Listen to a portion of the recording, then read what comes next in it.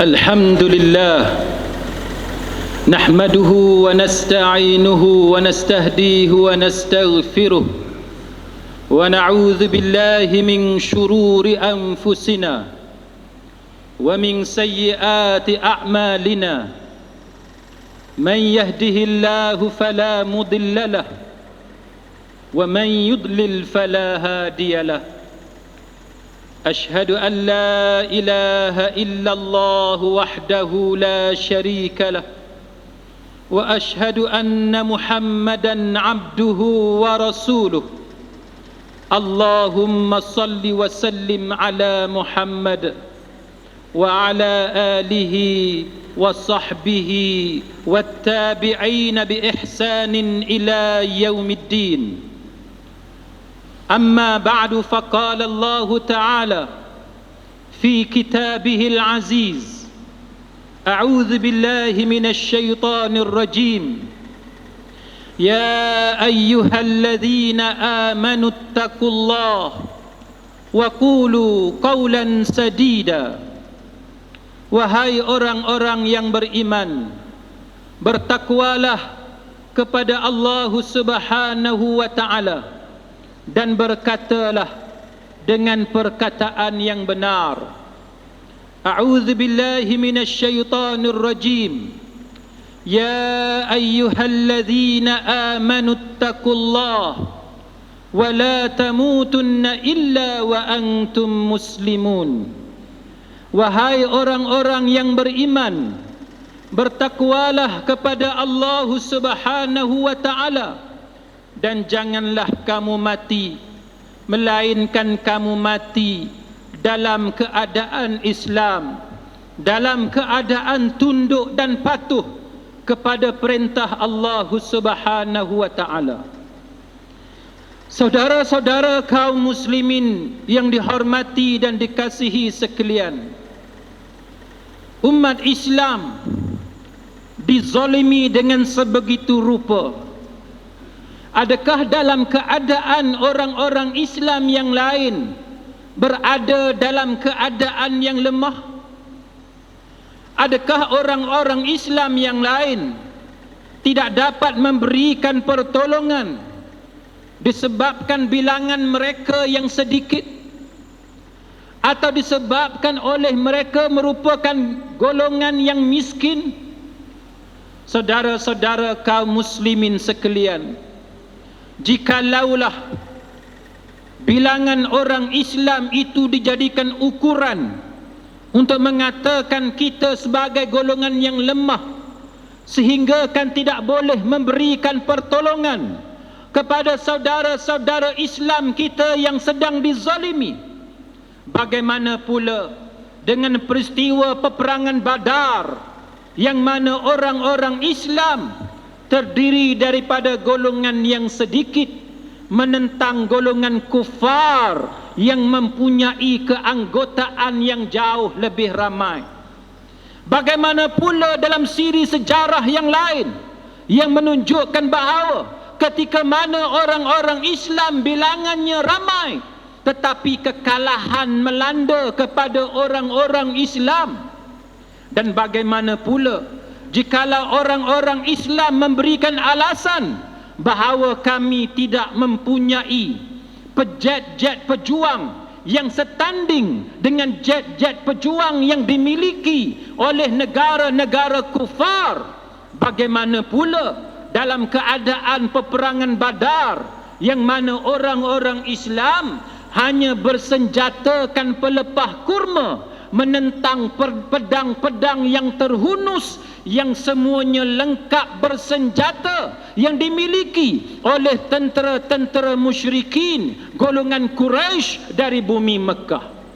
Saudara-saudara kaum muslimin sekalian, jikalau kita memberikan alasan bahawa orang-orang Islam pada hari ini merupakan golongan yang miskin, bagaimana pula dengan penemuan-penemuan telaga minyak kekayaan-kekayaan yang dimiliki oleh bangsa Arab pada hari ini, sehingga kan media-media dalam seminggu ini memaparkan lambakan kehadiran beramai-ramai golongan Arab yang kaya raya, golongan jutawan dari bumi Arab yang sedang mengelakkan diri mereka daripada musim panas yang sedang membahang di negara mereka. Mereka sedang memenuhi kota-kota di benua Eropah seperti London dengan kenderaan-kenderaan mereka yang mewah, termasuk yang disadurkan dengan emas, sehingga menarik perhatian para penghuni kota-kota besar, terutamanya di London,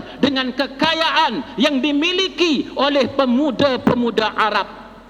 Saudara-saudara kaum muslimin sekalian, percayalah bahawa apa yang berlaku ini bukan kerana orang Islam itu miskin, bukan kerana orang Islam itu tidak lengkap bersenjata, bukan kerana orang Islam itu tidak ramai, tetapi kerana sifat ananiyah, individualistik, keakuan yang menebal di kalangan orang-orang Islam pada hari ini. Kita tidak perlu pergi ke benua Arab untuk bercakap tentang ananiyah, tentang individualistik, tentang keakuan. Cukup kita bercakap tentang sikap keakuan yang menebal yang ada di dalam negara kita. Pandang sejenak bulan Ramadan yang baru berlalu, di mana-mana masjid yang mengadakan jamuan, berbuka puasa dan sebagainya. Lihatlah apa yang berlaku di masjid-masjid kita, sehingga kan pihak masjid terpaksa menempatkan ahli jawatan kuasa untuk bertugas di bahagian lauk kerana bimbang para jemaah mengambil lauk berlebihan. Kenapa mengambil lauk berlebihan sedangkan kamu semua beratur?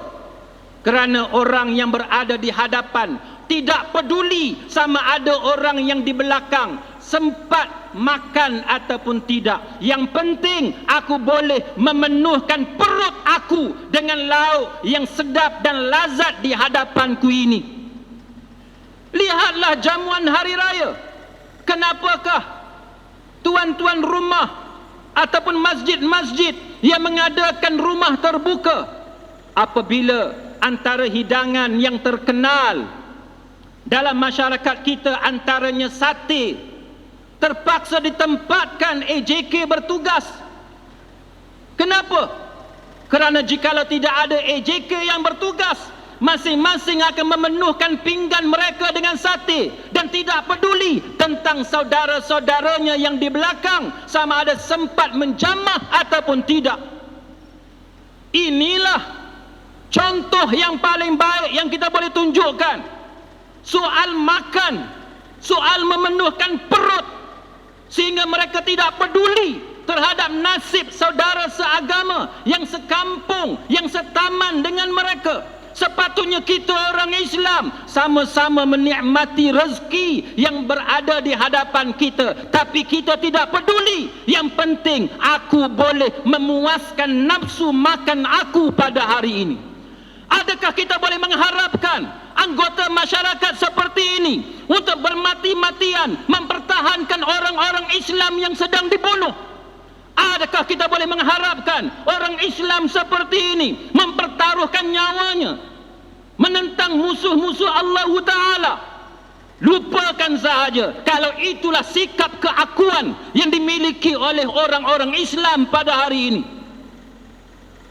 Kita tidak pernah malu terhadap budaya yang dimiliki di negara-negara Eropah yang majoritinya sama ada Kristian ataupun free thinker.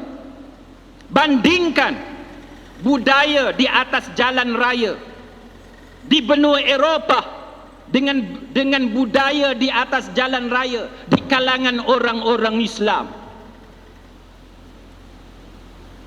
Contoh paling baik, ketika kita sedang beratur, kenderaan kita sedang beratur di Plaza Tol, jikalau ada di kalangan kita yang tersilap lorong, memberikan lampu isyarat untuk menukar haluan untuk memasuki lorong yang lain.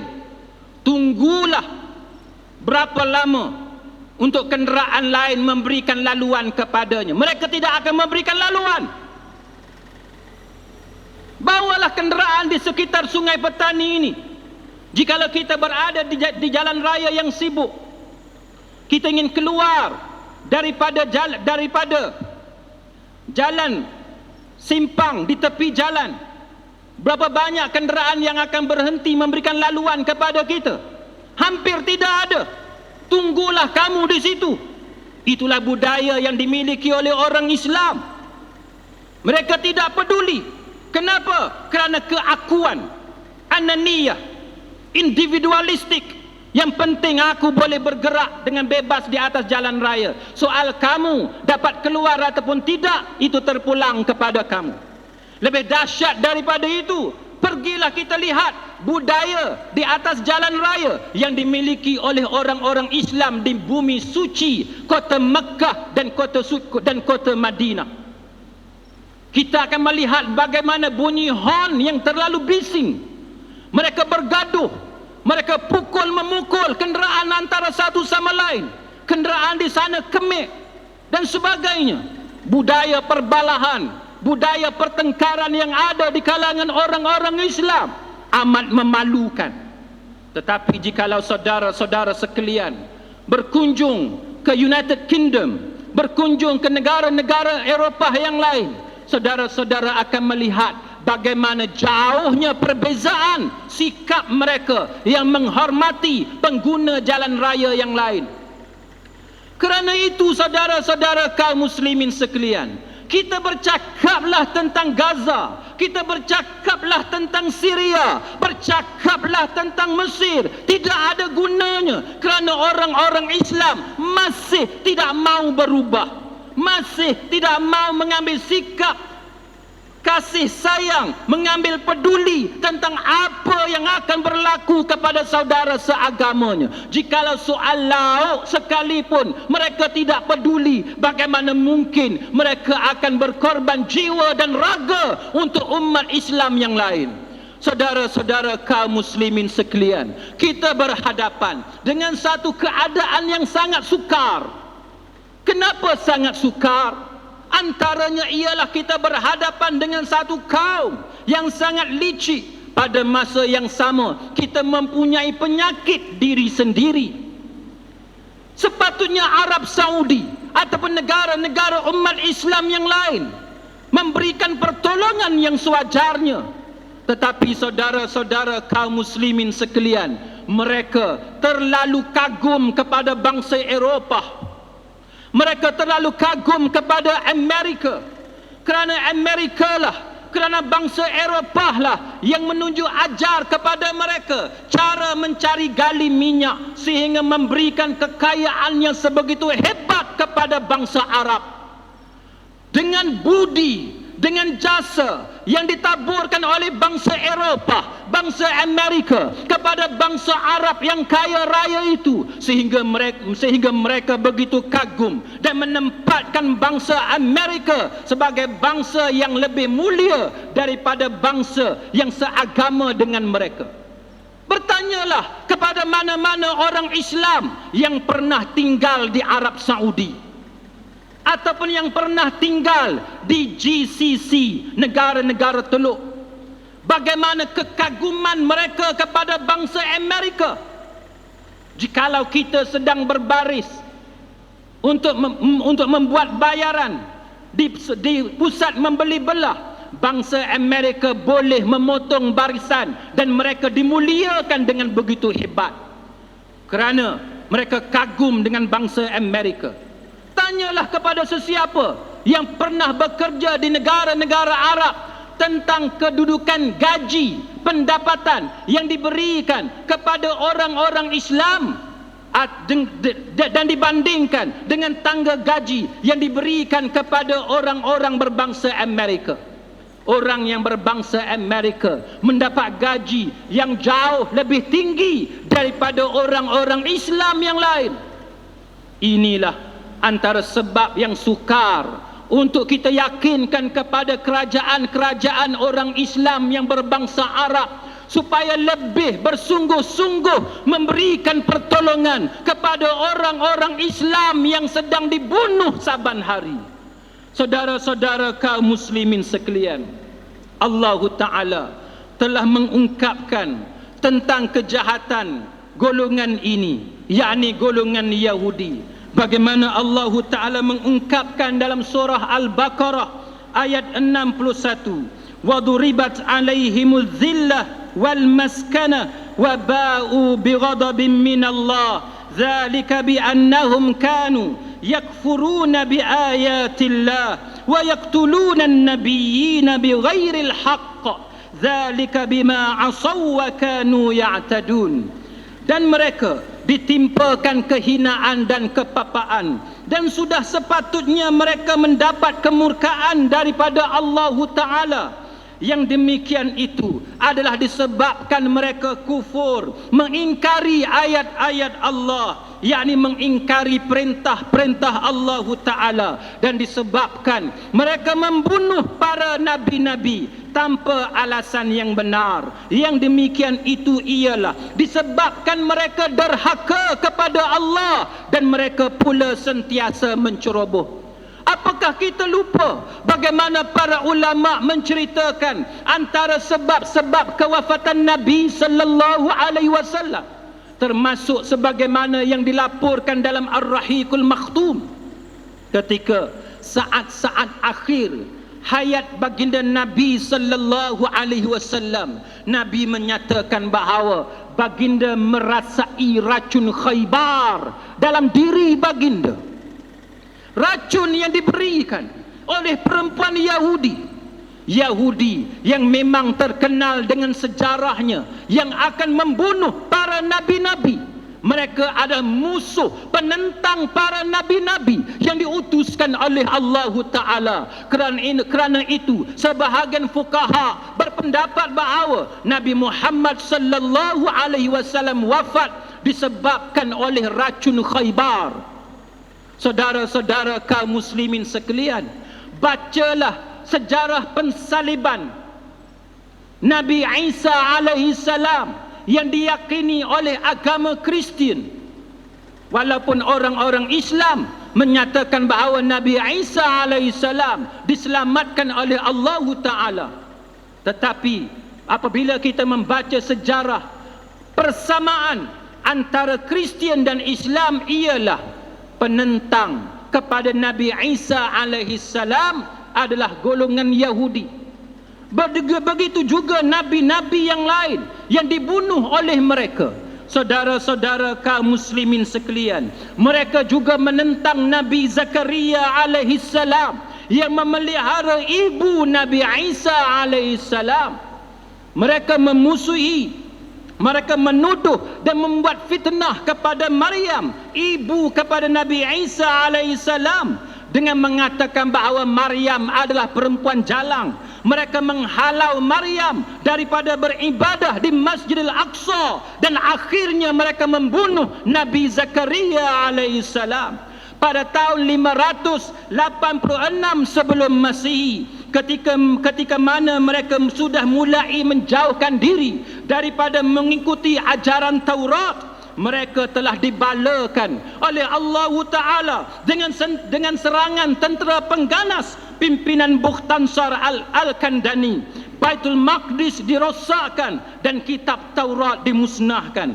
Pada tahun 70 Masihi pula mereka sekali lagi diserang dan dimusnahkan. Tentera Titus Romani bukan sahaja melakukan pembunuhan ke atas bangsa Yahudi, bahkan mereka merobohkan Masjidil Aqsa, rumah ibadah yang kedua dibina di atas muka bumi ini 40 tahun selepas pembinaan Masjidil Haram di kota suci Mekah.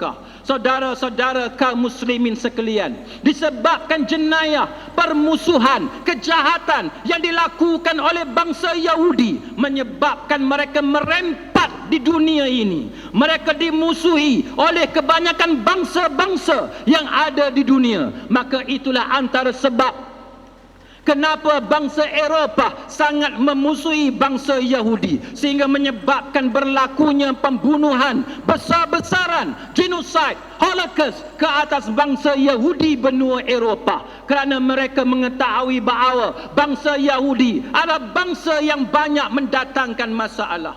Tetapi saudara-saudara kaum muslimin sekalian, orang-orang Islam adalah orang-orang yang terkenal dengan sifat pemaafnya. Tetapi yang silapnya ialah orang-orang Islam terlalu pemaaf. Tidak salah menjadi pemaaf, tetapi apabila terlampau pemaaf, itu mendatangkan kesilapan. Baik, ada satu perkara yang diajarkan dalam agama, tetapi kalau lurus bendul sehingga boleh diperbodohkan oleh musuh-musuh agama, itu bukanlah datang daripada ajaran agama. Akhirnya melalui tipu muslihat bangsa penjajah, mereka telah mendatangkan beramai-ramai orang Yahudi di bumi Palestin, sehingga akhirnya mereka yang menjadi tetamu, mereka yang diberikan perlindungan oleh orang-orang Islam, mereka menjadi seperti anjing yang dilepaskan, anjing yang diselamatkan, yang kemudiannya menggigit kita semula. Saudara-saudara kaum muslimin sekalian, jikalau kita tidak mengambil pengajaran daripada apa yang sedang berlaku ini, maka selama itulah orang-orang Islam akan dihina oleh Allah Subhanahu wa taala. Saudara-saudara kaum muslimin sekalian, kenapakah kita masih tidak membuka mata? Amerika boleh membekalkan senjata secara percuma kepada tentera Zionis. Kenapakah kita masih lagi bersama-sama dengan Amerika? Saudara-saudara kaum muslimin sekalian, kita mengatakan bahawa Israel adalah musuh kita, tetapi kenapakah kita masih lagi berkawan dengan negara seperti ini? Saudara-saudara kaum muslimin sekalian, apakah kita tidak malu kepada pasar raya di England yang telah memulau dan memboikot barangan dari tebing barat, terutamanya daripada Jericho. Bandar Jericho, tebing barat, adalah bandar yang didiami oleh orang-orang Islam. Tetapi kenapa tebing barat tidak diserang? Kenapa Jericho tidak diserang? Kenapa hasil tanaman dari Israel dibawa ke Jericho, dibungkus di Jericho dan dinamakan sebagai barangan Palestin, dan kita orang-orang Islam membeli barangan dari tebing barat, dari Jericho, kerana beranggapan bahawa mereka adalah barangan yang datang daripada saudara-saudara kita? Kenapakah Jericho tidak diserang? Kenapakah West Bank, tebing barat, tidak diserang?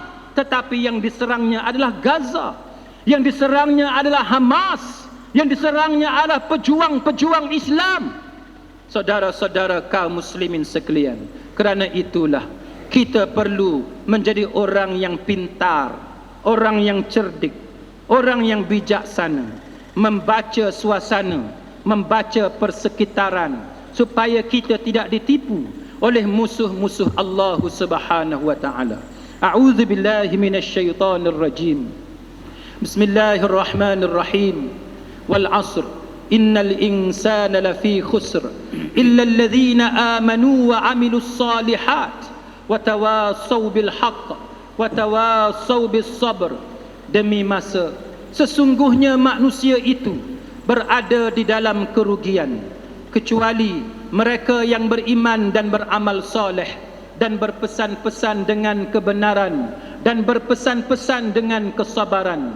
Barakallahu li wa lakum fil Qur'anil azim, wa nafa'ani wa iyyakum bima fihi minal ayati wal dzikril hakim, wa taqabbala minni wa minkum tilawatah innahu huwas samiul alim. Aqulu qawli hadha wa astaghfirullahal azim li wa lakum wa liwalidayya wa liwalidikum wa lisairil muslimina wal muslimat fastaghfiruhu innahu huwal ghafurur rahim. اللهم صل وسلم على سيدنا ومولانا محمد وعلى آله وصحبه وبارك وسلم. ورضي الله تبارك وتعالى عن كل صحابة رسول الله أجمعين. اللهم صل وسلم.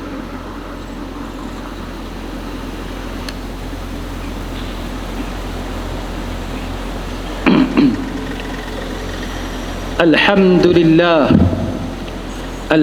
لله حمدا كثيرا كما أمر. أشهد أن لا إله إلا الله وحده لا شريك له وأشهد أن محمدا عبده ورسوله. اللهم صل وسلم على محمد وعلى آله وصحبه والتابعين بإحسان إلى يوم الدين. أما بعد فيا عباد الله اتقوا الله وأوصيكم وإياي بتقوى الله وطاعته فقد فاز المتقون وتزودوا فإن خير الزاد التقوى. Wahai hamba-hamba Allah, bertakwalah kepada Allah Subhanahu wa taala. Saya berpesan kepada saudara-saudara sekalian dan juga kepada diri saya sendiri supaya bertakwa kepada Allah dan mentaatinya. Sesungguhnya sebaik-baik bekalan untuk hari akhirat ialah bekalan takwa. Saudara-saudara kaum muslimin sekalian, marilah kita sama-sama mencontohi Nabi sallallahu alaihi wasallam sejajar dengan firman Allah Taala, laqad kana lakum fi rasulillahi uswatun hasanah liman kana yarjullaha wal yawmal akhir wa dzakarallaha katsira. Sesungguhnya pada diri Rasulullah itu terdapat contoh teladan yang baik bagi kamu, iaitu bagi golongan yang mengharapkan keredaan Allah dan ganjaran pahala di hari akhirat, dan dia banyak mengingati Allah Subhanahu wa taala. Dan marilah kita sama-sama mempersiapkan diri kita untuk menghadapi suatu hari yang pasti akan berlaku sebagaimana yang dijanjikan oleh Allah taala. Hari yang tidak ada lagi ruang untuk kita memberikan rasuah kepada para penguat kuasa undang-undang. Hari di mana tidak ada lagi peguam bela yang boleh kita lantik untuk mempertahankan diri kita yang bersalah. Hari di mana hakimnya tidak akan berlaku zalim, iaitu hari yang disebut oleh Allah Taala, yauma la yanfa'u malun wala banun illa man atallaha biqalbin salim. Suatu hari yang tidak berguna harta benda dan anak-anak, melainkan mereka yang datang kepada Allah dengan hati yang selamat sejahtera. Apakah hati yang selamat sejahtera? Iaitu hati yang tidak syirik kepada Allah dan hati yang tidak berpura-pura, tidak ada nifaq dalam hati tersebut. Kita mungkin berkata, aku orang Islam, aku bersembahyang, aku tidak syirik kepada Allah Ta'ala. Tetapi percayalah saudara-saudara sekalian, berapa ramai di kalangan kita yang meletakkan gambar-gambar tertentu di kedai-kedainya sebagai pelaris, sedangkan dia salat. Berapa ramai di kalangan kita yang menunaikan haji dan umrah saban tahun, tetapi di kedainya ada tangkal ataupun pelaris-pelaris tertentu. Ada di kalangan kita yang membaca Al-Quran tetapi mengamalkan perkara-perkara yang akan menyebabkan berlakunya syirik. Maka berhati-hatilah kita supaya kita tidak mengamalkan perkara yang menyebabkan kita menduakan Allah Ta'ala. Dan janganlah ada di kalangan kita yang berpura-pura sebagai seorang Islam, namanya Islam tetapi membenci syariat Allah, namanya Islam tetapi membenci ajaran-ajaran yang datang daripada Nabi sallallahu alaihi wasallam. Maka marilah kita memperbanyakkan salawat dan salam ke atas baginda sesuai dengan firman Allah Ta'ala, innallaha wa malaikatahu yusalluna 'alan nabi Ya ayyuhalladzina amanu sallu alaihi wa sallimu taslima. Sesungguhnya Allah dan para malaikat sentiasa berselawat dan mengucapkan salam ke atas Nabi. Oleh itu wahai orang-orang yang beriman, berselawatlah dan ucapkanlah salam ke atas Nabi dengan sebenar-benar ucapan salam. Dan antara ucapan salam yang terbaik ialah apa yang disebut sebagai salawat Ibrahimiyah yang kerap kali kita baca ketika tahiyat akhir. Allahumma salli ala Muhammad wa ala ali Muhammad kama sallaita ala Ibrahim wa ala ali Ibrahim wa barik ala Muhammadin wa ala ali Muhammad kama barakta ala Ibrahim wa ala ali Ibrahim fil alamin innaka Hamidum Majid. Allahumma ighfir lil muslimina wal muslimat والمؤمنين والمؤمنات الأحياء منهم والأموات وألف بين قلوبنا وأصلح ذات بيننا وانصرنا على عدوك وعدونا.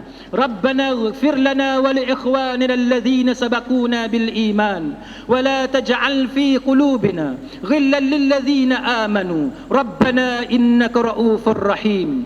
اللهم انصر الإسلام والمسلمين وأذل الشرك والمشركين والنفاق والمنافقين والظلم والظالمين والكفر والكافرين. اللهم إنا نجعلك في نحور أعدائنا ونعوذ بك من شرورهم. اللهم بدد شملهم وفرق جمعهم وشتت كلمتهم وزلزل أقدامهم وسلط عليهم كلبا من كلابك. يا قهار يا جبار يا منتقم يا الله يا الله يا الله. اللهم يا منزل الكتاب ويا مجري السحاب ويا هازم الأحزاب اهزمهم وانصرنا عليهم. اللهم انصر المجاهدين في فلسطين.